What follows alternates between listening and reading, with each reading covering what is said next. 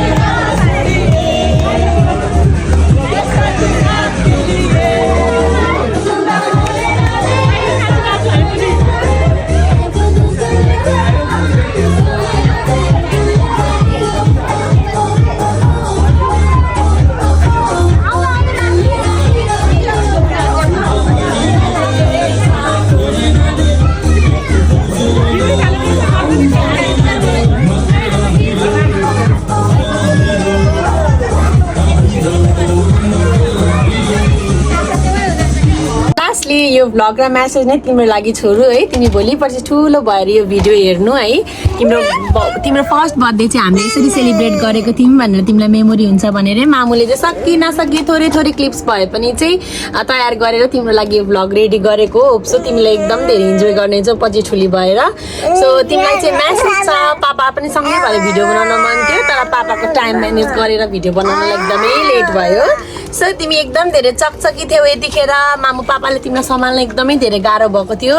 र तिम्रो first birthday चाहिँ हामीलाई एकदमै धेरै रमाइलो भयो है इमोसनल प्लस ह्याप्पी दुइटै भयौँ र तिमी चाहिँ हाम्रो लाइफको एउटा बिगेस्ट ब्लेसिङ हौ त्यसको लागि हामी धेरै धेरै एकदमै ग्रेटफुल छौँ र तिमीले गर्दा नै चाहिँ हामी चाहिँ मामु पापा पनि बन्नको लागि सफल भयौँ त्यसको लागि धेरै धेरै थ्याङ्क यू बेबी हामीलाई चुज गरेकोमा सो ठुलो मान्छे हुनु मामु पापालाई माया गर्नु कहिले नबिर्सिनु तिमीलाई हामी एकदमै धेरै माया गर्छौँ तिमीले सोचेको चाहेको सबै पुरा होस् ल सानो मान्छे अनि तिमी कति चकचक गर्थ्यौ नि त नि तिमी चकचके थियौ तिमीले अहिले हेरिरहेको छौ भने तिमी यतिखेर एकदम चकचके थियौ है तिमीलाई सम्हाल्न गाह्रो भएको थियो बाबा र हरेक बर्थडे चाहिँ हामीहरू सकेसम्म चाहिँ एकदमै स्पेसल पार्ने कोसिस गर्छौँ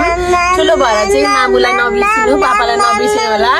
and lastly we both love you a lot बाबा ह्याप्पी बर्थडे